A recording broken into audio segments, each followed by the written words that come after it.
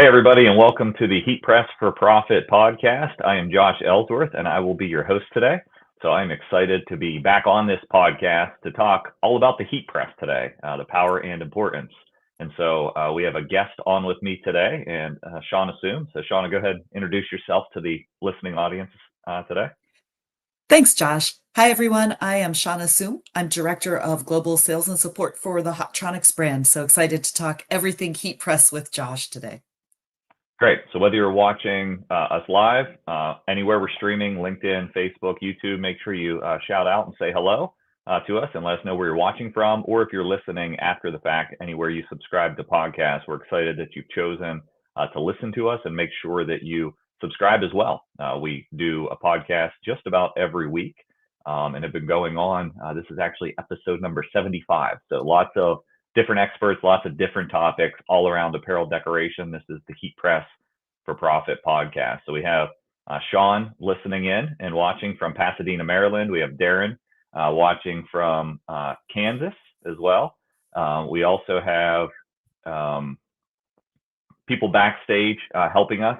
So if you have questions throughout today's podcast, I would encourage you type that in. It's always a much better show when it's interactive and we're hearing your feedback, perspective, opinion, questions on things, because this is an important topic, and it's really, I'd say, a celebration of the heat press, kind of where heat printing is going with presses, what you should be considering, and what innovations have happened and could be coming around the corner.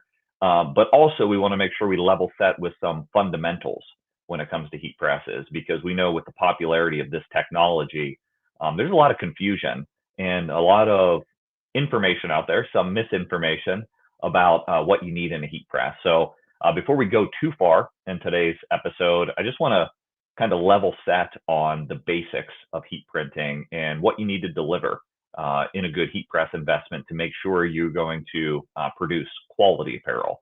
And so, Shauna, what are some of those foundational things when somebody's out there shopping for a heat press, or they're looking at a heat press maybe that they already bought or that they've inherited in some way? What should they be making sure that heat press is doing for them? So, Josh, the trinity of heat printing: time, temperature, and pressure. You have to have a heat press that has accurate heat all across the platen. That is ultimately important to getting a good quality product. And you might not know that the product is going to fail until after it gets washed. So it could walk out your shop door looking fine, but a couple of washes in, that transfers cracking or peeling or just falls off altogether, which could be disastrous for somebody's business. So temperature, pressure is just as accurate. You don't want to just smash it at the hardest pressure available. So you want to have a heat press where you can dial in pressure. Especially today, we're seeing all these heat sensitive garments, right? Like polyester can be disastrous and a nightmare for people. So the ability to really dial in that pressure and have the ability to move that pressure up and down and kind of just finesse it where you need it, that's important. And then time. And if you have a heat press that can do all of those for you in one device, you're just going to be that much more successful as a garment decorator. Yeah, yes, I love that. The trinity of heat printing: time, temperature, and pressure. So I need to make sure your machine delivers those items accurately and across time. And so what I mean by that is, if you're moving your heat press or you've been using your heat press for years and years and you haven't checked to make sure that heat press is in calibration, you want to make sure the temperature that it actually says on the control board, that you can trust it, and that's the temperature that's on the heater. So I always recommend some annual maintenance or checking on your press, just like you would for your vehicle, to make sure everything is performing and operating in the condition that you expect. So if you're watching and you already own a heat press, if you don't mind chiming in, the heat press models that you own, regardless of what model it is, we'd love to hear what type of heat press you're using, or maybe what type of heat press you aspire to have. What's your dream press that you have your eye on, and the next one you're considering adding to your business? We have people watching as far as Amsterdam today, so we're excited to welcome in a global That's crowd. exciting. Yeah, to learn about the power of heat printing. So time, temperature, and pressure, like, just thinking, and I know we have many expert heat printers that watch this show, so I don't want to bore them with content that they know because they've been subscribed and watching. But for those who may be new or listening, that are new to heat printing, where I see applications fail most is pressure.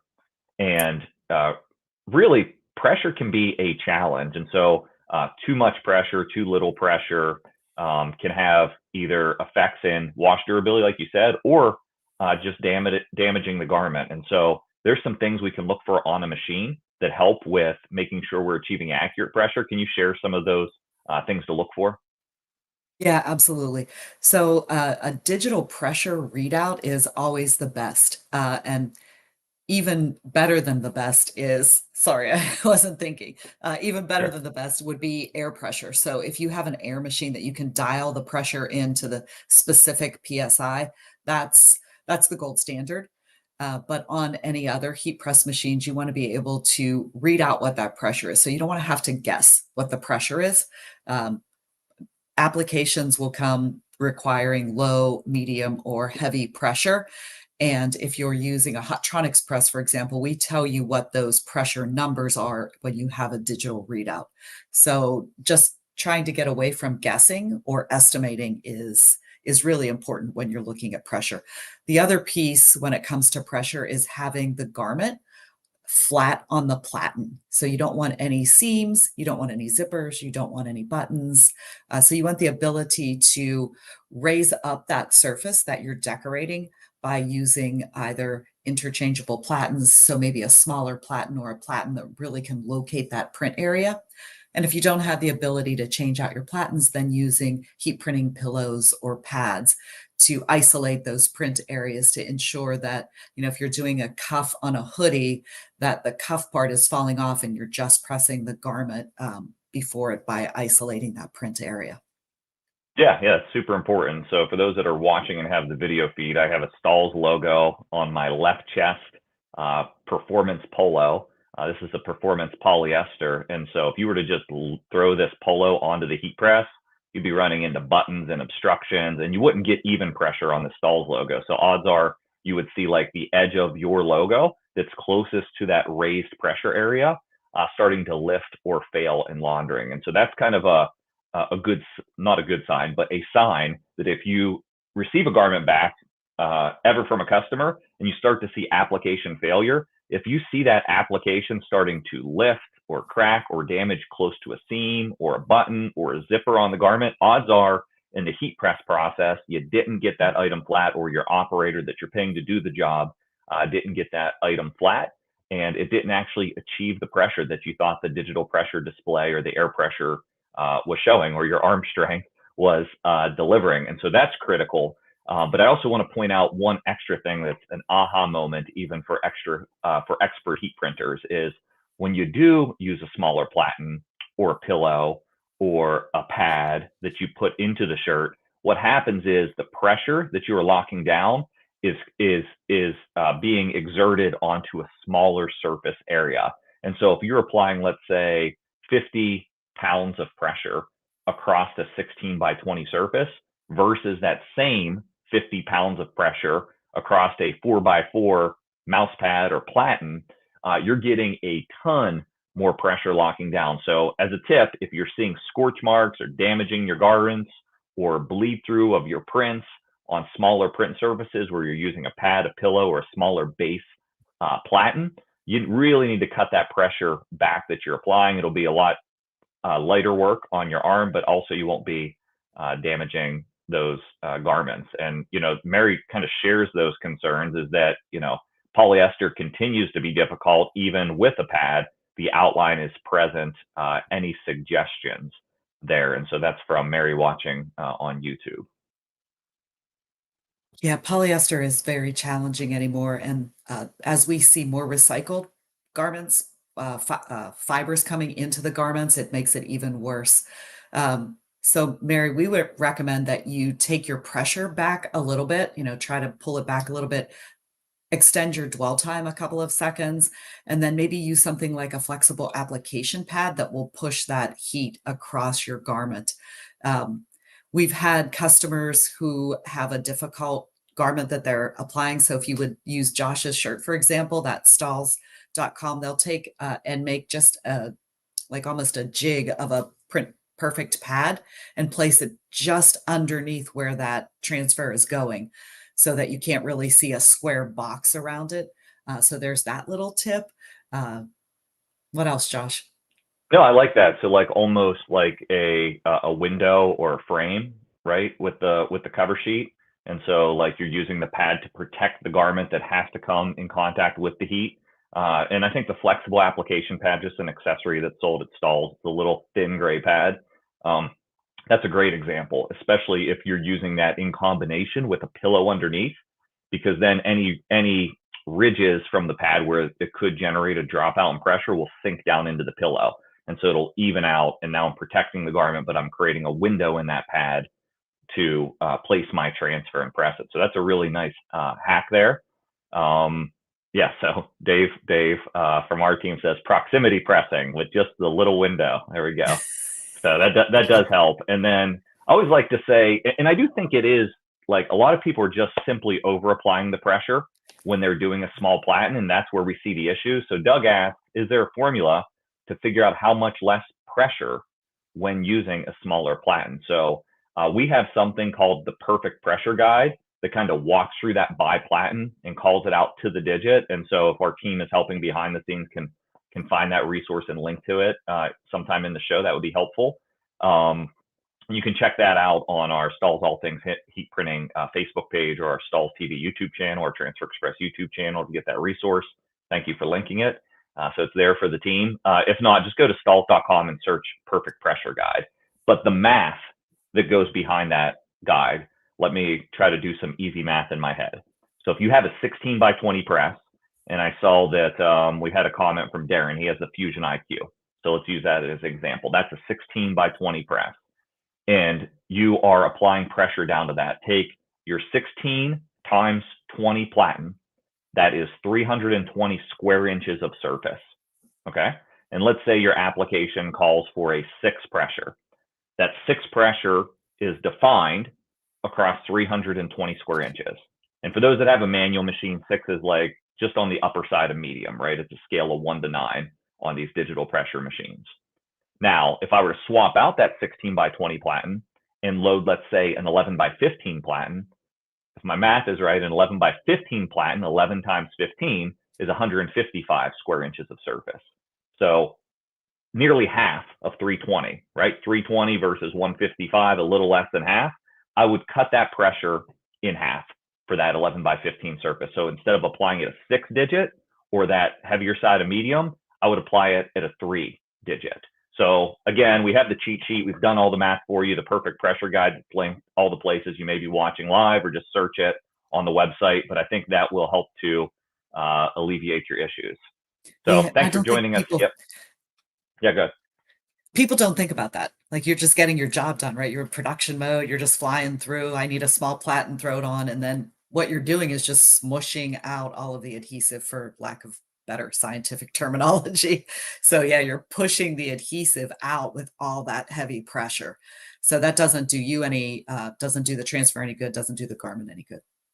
Yeah, so hopefully that answers your question and gives you a couple techniques, Mary. If not, I have this method that I call the ARCH method. I won't go deep in it on this show, but generally it's an acronym of how to get rid of the heat press mark. A equals accurate pressure, which we just covered, making sure it's accurate for the platen that's loaded. R equals reduced temperature transfer, so making sure you're sourcing a transfer that's as low temp as possible if you're getting decorating polyester. C equals correct cover sheet. We talked a little bit about the flexible application pad and experimenting with different cover sheets. Like when we're pressing on the 360 IQ hat press with top and bottom heat, we're using an actual foam pad as a cover sheet to help get rid of that marking on the hat. It works on performance poly as well. And then lastly would be the H, that would be heated lower platen. So coming underneath the item with lower heat. And again, that's the power and importance of the heat press. When we talk about innovation and what's happening in heat printing, really innovation is all about unlocking more applications for you in your business and meeting today's product assortment and fabrics that are in the marketplace. So let's talk about maybe some of the favorite innovations that have already come out that you've seen in heat printing. Shauna, how long have you been with Stalls? Going on 6 years. 6 years. So in your 6 year period, there's been a lot of innovation. Like, what are some of the Oh, one of the favorite ones that you've seen on the heat press itself? well, of course, the press behind you, Josh, the 360 IQ. It is more than a cat press with that upper and lower heat. It just really allows decorators to increase their profit potential and decorate more than just a hat. So the number of advancements in that one press alone is pretty amazing. It's what I saw. What's your favorite advancement?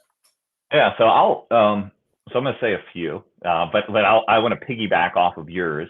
Like the innovation that really makes this hat press able to do what it does, which is press hats without damaging, creasing, scorching them, as well as decorate dimensional logos that don't need to be sewn, what embroidered patches, leather patches, PVC patches, etc., that don't need to be sewn and won't fall off or peel off, is the lower heat.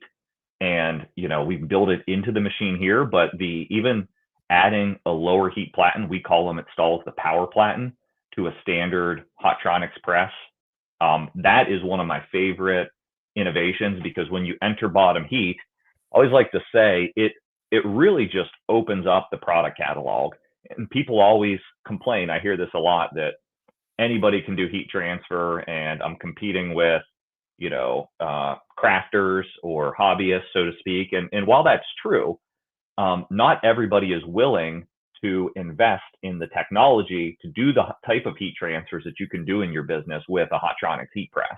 And so if you're like serious about the business, in it for profit, like just buying a press off of Amazon, like every other home crafter, and expecting to have some competitive differentiation in your product is not going to happen. So understanding the technology and what it unlocks for you in the space you can play in, with the quality that you can deliver. So I love that innovation. That's one of my favorite. Guys, if you have a favorite innovation that you've seen in your time following Stahls or being in the heat transfer world, go ahead and chat that into us. I'm curious on what you think. But I want to get Shauna's perspective on one of our latest innovations that people may or may not have heard about, and that's really the projection technology that's happened in heat printing in the last 8 months. The ProPlace IQ that we released earlier this year is unbelievable. For production, high production situations, our friends in the UK did some time studies on a left chest logo compared with like a fully manual press. They can save 86 days of production time. That's a huge number. So just think about what that is in labor cost alone. You more than can pay for the advancements of the ProPlace IQ. So for those of you who don't know, the ProPlace IQ takes your artwork and projects that artwork onto the platen. So it's then with clear carrier technology, which is another advancement that's come along in the industry, you just align that transfer to the light and press it. So there's no more jigs using your hands, three fingers down, a ruler, and whatever your tips Yeah. and tricks are. You get that in the exact spot at the exact time. I was at a retail shop here locally where I live, and there was a product that had a very tiny logo on a short, on shorts. And I'm flipping through, and some of the logos are here, and some of the logos are here. And just in a retail situation, it looked very poor, right? Some were close to the seam, some were far away from the seam. That wouldn't happen with a ProPlace, right? That is getting, as long as the operator gets the garment onto the platen straight, then you can get that transfer exactly where it needs to be. And with the advent of print on demand, the ProPlace is pretty amazing. And I know, Josh, you have a lot of experience with the print on demand side of ProPlace. How has that impacted some of our decorators who have embraced that technology? Yeah, no, it's variable. So like a lot of people may not realize this, if you haven't been following Stahls for a long while, but my brother works in the business as well, Zach, and he actually manages one of the Stahls decorating facilities that's local to Shauna and I here in southwestern Pennsylvania. We make the heat presses here at a factory, our Hotronix factory, and then we have another location here called Stahls DFC, which stands for Decorating Fulfillment Center, which primarily does like licensed work for all the big leagues, professional sports leagues. And when I go through that facility, I always tell him, like, I won't consider like success until every single ruler is in the garbage at all the heat press. And there's a lot of heat press operators in that building, a lot of heat press stations, and there's people that have been in stalls, doing heat printing for 2 decades in this facility. So they have their way that they like working, that they've grown used to. And it's like when you look at installing these pro places into that facility and seeing them in action, it's like getting every operator to be able to adopt it. And where we've really seen this be important is for that print on demand market. And so think about this. Think about every single transfer coming into the press being something different, right? This one's a Stalls logo. This one's a Clemson logo with a 15-degree tilt that has to be on the logo. And this one is, a word mark across the front of a hoodie for a local high school, whatever it is. All of these jobs, usually we're selling heat printing, right? I know you guys are doing like 50-piece runs, 25-piece runs, sometimes even hundreds of pieces of the same thing, just across different sizes. But there's a real opportunity in market for quantities of one. Now, you have to have a sales model that allows you to bring in the orders for the quantities of one, which there's been a lot of innovation around order technology to equip that.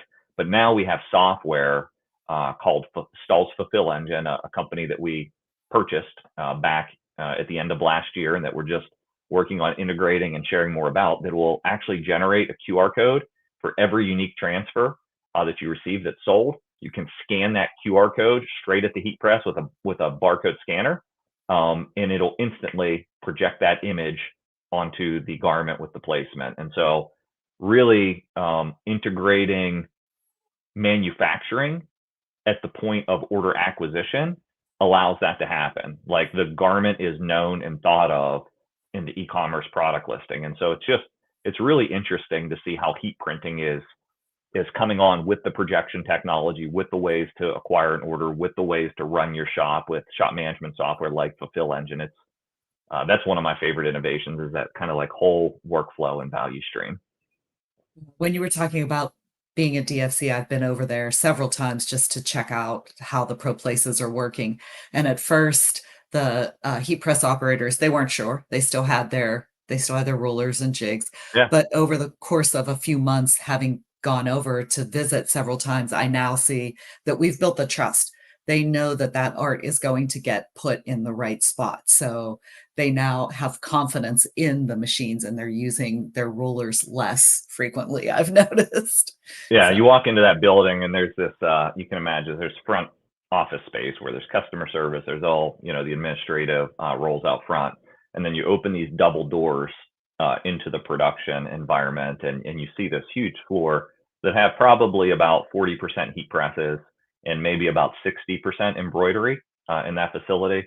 So I wrote on my brother's board, Field of Dreams, and you look out into the cornfield and it's just the cornfield. I want to open those doors and see just all heat presses. Like, I think that's yeah. honestly, I think that's where the technology is going. It's unlocking more applications, and it's creating a leaner, more scalable way, simpler way to do business from a staffing standpoint, from a consolidation of print techniques. So lots of fun happening not only at the heat press, but in the applications that you can do. And so just to pivot quickly, and again, guys, if you have questions, comments, we welcome your questions. Type them in. We will bring them up on air and answer them.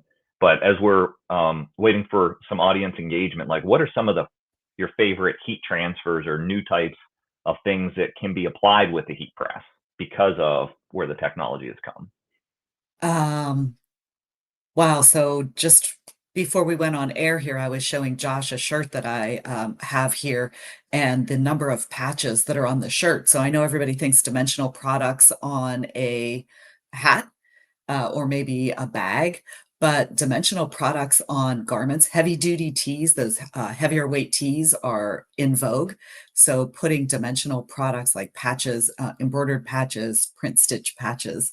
I think print stitch is one of my favorite, and then also woven. Those woven patches are great. Um, but let's not forget some of the heat transfer vinyl effects that we've come out with recently that partner with some of the fast products like the DTF transfers. So our Ultra Color Max can partner with other products. So you get that full color, but you can also add some dimension and some unique styling. So Hmm. I think what I love is the ability that we have these low temperature applications. We have upper and lower heat on our heat presses, and you can be so creative with the garments anymore. It's not just a left chest or a full front. It can be placement nearly anywhere on a shirt. Yeah, yeah, and we're getting some favorites from the listeners too, which I love. So on Instagram, thanks for watching. Shop Wrinkle Dogs says Flex Style Flat for the win. One of the favorites. Yeah, I like all of those dimensional ranges. And just for people that don't know, Shauna referenced Print Stitch, which is one of my absolute favorites and one of our fastest growing products. And I think the reason why is because it combines sublimation on the patch with embroidery. And so, yes, it's very cool in that you can do mixed media, but what that means to me is that you can just do your client's logo without any compromises because you're able to do the detail in your client's logo with the sublimation, but still have the embroidered look. And that's really what has made DTF so popular is, yes, you can apply it to a lot of different products, but you can just say yes to your client's artwork without outlines, without any compromises, really. And so when I think of like the patch solution that's most like that, if you pair direct to film transfers or Ultra Color Max with Print Stitch, you're going to be able to create some really cool stuff for your client. And so we've linked some of those products out there. So we got a question that came in from Shannon. I'm not sure I understand it, but let's see. How do I get the film not to show after pressing? Do you follow that, Shauna? If not, maybe Shannon, if you can get some more clarification for us on that question. I'm guessing the transfer film, whether that Oh, the would carrier be, mark, maybe the yeah, carrier mark from the film. Okay, is that's that what what you I mean, took it Shannon? as. If you can let us know if you're still watching, if that's what you mean, like the carrier indent. I think that Um, would be a pressure issue. So I'm not sure yeah, what you're pressing. Yeah, what you're pressing it at, but I would take your pressure back a little bit and isolate your print area more. yeah. So Shannon says yeah. So a couple techniques. I wonder what type of transfer you're using, Shannon. So if you can say, but let me give you some tips because this happens across different types of transfers. It happens with sublimation papers. It happens with sometimes with heat transfer vinyls. And depending on the product you're applying to, you can even see it with direct to film transfers and screen printed transfers. And so, a couple tips to think about when you're dealing with sublimation. An easy one is you just tear the paper at the edge because it's a paperback carrier, and that creates a soft edge rather than a hard edge, so you don't get that indent on your garment. The other option I've seen with sublimation or screen printed transfers is you make sure that you can do the window technique with the print flexible application pad, like we mentioned earlier, or you can just make sure the carrier is hanging off of the edge of your platen or your pad or your pillow, so your carrier is larger than the base material that you're using to raise your print area. And then lastly, with heat transfer vinyl, probably the most flexible application we have. I've decorated like faux leather handbags and shoes, sneakers that you do get that carrier indent. And so what I do with like heat transfer vinyl is you got to get that carrier off of there as quick as possible. So you just tack that down for a couple seconds, peel the carrier. It's not a durable application yet, but it's on there at least and released from the carrier, and then put your cover sheet on and run a full application. So hopefully one of those tips helps. If not, feel free to share more about the specific types of transfers and we can try to elaborate a bit. So as we're kind of coming up on the 30-minute mark here, while there's so much to say about the power and importance of a heat press, what I'd like to ask is, I got my show notes down below me here, is powerful accessories to drive new applications. And so we talked about the power platens already, but any types of accessories that people should be considering for their heat press? You always have to have a good range of pads, or Hmm. excuse me, pillows to be able to stick it into sleeves or put under, plackets. Um, uh, yeah, pads, pillows, number of platens. That's probably my biggest tip, Josh. Now that I'm thinking about it, is to have a variety of platens so you can really start to isolate that print area and you can take on different types of products. So you're not limiting yourself to just um, shirts. The ability to add in bags. And like you said, we have a shoe platen, we have a can koozie platen, we have an underbill hat platen. So we have the ability to decorate a number of different products, Yeah. platens, and then some pillows. Um, I think investing in practice, taking time, because you don't want to send these garments out to your customers if you don't know. So I think just, taking some time and being creative. Skip Davis is here on the podcast, and he is all about like practicing and testing and trying. And I know we have a couple of folks that work here at Stalls that are always doing that and sharing. So being willing to try some things out, wear that shirt out, see if it looks good, see if anything happens with it, put it on a bag. Can you, I'm a golfer. Could I do that little cooler pocket with something fun? Yeah. Yeah, I think those are most important. Being willing to be creative, and then also just being willing to invest in your business by adding the accessories that are available and not limiting yourself to that single platen that came with your heat press. Yeah. Yeah. I love those suggestions. And I will say, like, no matter how busy you get or what your role is at the company, like there's no substitute with getting hands on with the product, because you'll just in the process, right? Because I know most of the folks listening are probably starting as like owner operators, so you're literally doing everything at the business, including running the heat press.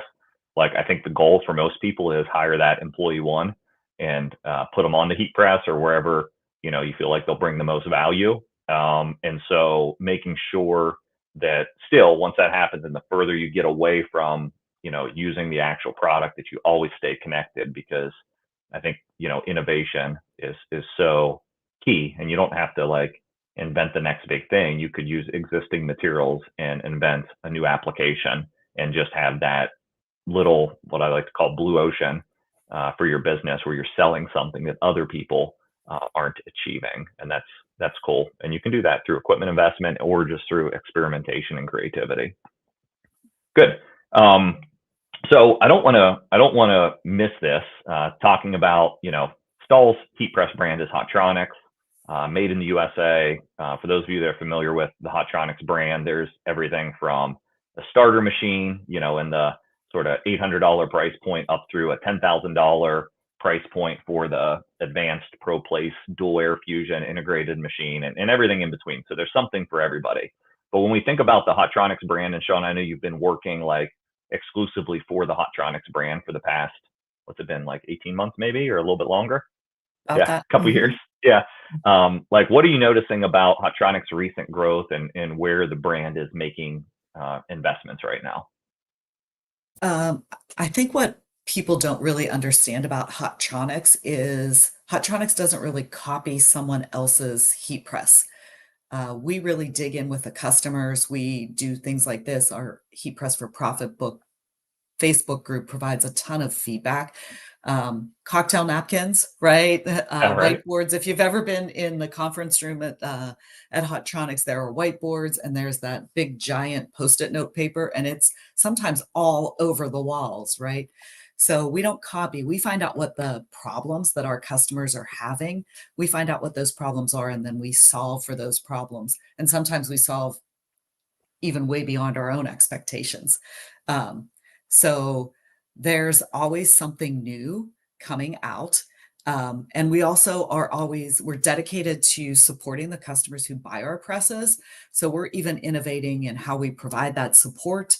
We're trying to get to the customers in a way that meets them best, whether they want to go on the computer and interact with a chatbot and get an answer that way, or do online communication, or if they want to talk to somebody on the phone or use a video call, much like we're doing today. So we're not only innovating in our heat presses, but we're also innovating in our education, our support, the way that we communicate with our customers. So that always stands out to me, and I don't think people understand that made in the USA. Yeah, that is more than just making the heat press in the USA. We're innovating in the USA. We are supporting from the US. So that's pretty cool. And then Our biggest, so obviously we always have something new coming out because the ProPlace hit the market. Those engineers aren't stopping, right? They're Right. they're Right. always innovating in other things. So I think just to know that there's going to be something bigger and better next, and sometimes bigger and better is even a tweak to what we already have. If we can have a new control board, we launched some innovation in our IQ Cloud technology, so to be able to take in the artwork and use our ProPlace IQ, we had to make a significant investment in the development of that IQ cloud technology, which is going to open up the doors for a lot of other innovations in the heat press world. Yeah, and a phrase we've been using around here is that will roll out into a campaign for us is "Start smart, stay ahead" for Hotronix, and I love that because that says like start smart. Like when you invest in this IQ technology that's on the manual fusion press all the way up through the ProPlace IQ, there's just going to be a pipeline of feature set functionality coming through that software to that control board, and so your heat press just stays relevant and more current, and you can get more productivity, efficiency, and opportunity out of that machine if you're a part of that IQ Cloud technology. Yes, it has production analytics today. Yes, it has projection technology today, but there's a nice pipeline of innovation coming around that IQ technology. So never a bad investment to get into those IQ control boards. And then I'd also say like a lot of people don't pay attention to this until there is a price increase, but Hotronix didn't do a price increase when the majority of the market has been increasing in price. And the reason why is we made a sizable investment into efficiency and building out our factory. So we just did a ribbon cutting a little less than a year ago, expanding our factory in southwestern Pennsylvania, adding more U.S. manufacturing jobs and really more technology and automation in the process. So whether that's robotic welding or more efficiency in the powder coating line, like just a ton of investment to be able to make more efficiently, to be able to hold the price to something that's definitely premium and should be, but affordable, where people can generate a return on any Hotronix machine very quickly, even the $10,000 one. And so with that question, with that comment, Robin asked, do you provide financing? And so Hotronix doesn't sell direct. We sell through dealers.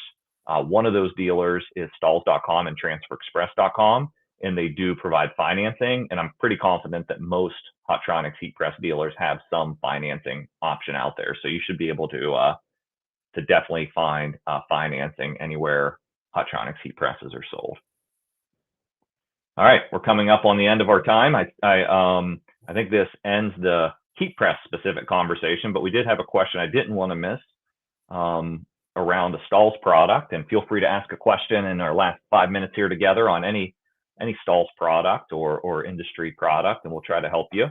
Darren asked, I just tried some of the Stalls puff, and there wasn't really any puff. Followed the directions, any tips? Didn't seem to rise as much as on Kelly's videos.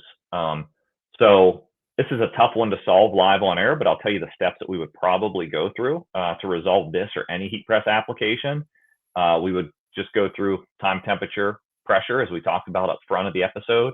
We would make sure the temperature that your heat press is reading is what it's actually achieving, because usually that amount of puff is based on those settings and having a nice flat, even application. If you feel like you're locked in, Darren, it's like, I know this stuff, it still didn't puff, my machine's accurate, which is the case for a lot of our expert heat printers. Then I would say, let's take a look at that blank garment and seeing if maybe the garment weight is heavier and not allowing the puff to rise as much. Maybe cut a couple snips of puff off if you still have a roll left and apply it to some different scrap fabrics and see if you get a better result depending on your blank apparel choice and fabric composition. That can definitely make a difference in my experience with any puff, whether it's a heat applied vinyl, screen printed transfer, or screen printing puff. Good. I think we're locked up. I'm not seeing any other questions come in. You're welcome, Darren. Hopefully that helps. I want to thank everybody again for listening or watching us live on our Heat Press for Profit podcast. Shauna, thanks for joining us today. You offered some great tips. You should show your shirt for the people watching live. Do you have it still handy, or is it like way off camera? No, it's just right here. Yeah, you referenced it because I think this is cool for those watching live. What's possible with heat printing? from a big brand too, right? And I'm guessing it's not a Yeah. cheap shirt. Yeah. No, it wasn't. So Yeah. So let went me. to a Pirate game. Yeah. So this is, I don't know if you can see this good. This is all heat printed. These are chenille Yeah. Hold on. patches. I'm trying to figure out this order if I can do that. Can I do that? Yeah, I got it. Cool. So there's that. And then And we that's have all an heat applied. embroidered. Nothing sewn Yep. onto the garment there. Nothing is sewn on. Yeah. On the inside of the garment, it's all flat. Yeah. So for those that aren't watching, it's a Pirates word mark. It's a Major League Baseball licensed shirt. The Pirates looks like a 2 or a 3 color sport stitch like or chenille like application Yep. just with heat. And then underneath Mhm. that are some embroidered patches and several patches on the front of the shirt. So it just gives you some design That's embroidered. inspiration. Yep. There's, Yeah, I don't think they're print oh, stitch in that case, right? They're direct embroidered patches, right? and this was embroidered. This is more of a print stitch or woven. This is probably a woven patch. Okay. And then over here, there's another Oh, yeah, that looks like a woven as well a for the woven too. Cooperstown Yep. logo. Yeah. So Yep. if you guys, we'll share the links out to our patch products and dimensional emblems. So there are a lot of choices. Thanks, Shauna. There are a lot of Yep. choices out there for emblem and patch products. The cool thing about the Stahls choices is we give you the settings for them all, and we guarantee the wash durability. And so you can explore a ton of different finishes. So yeah, make your own embroidered patches with Stahls adhesive, or let us supply them for you. It's a 25-piece MOQ across the vast majority of our patches, and 5 business day manufacturing time once your artwork is approved. So that's all available at Stahls.com. All right, we're coming up on 45 minutes. That has to be a wrap. Thanks for listening. We Thanks, enjoyed John. spending some Josh, it's time been with you. fun. All right, take care.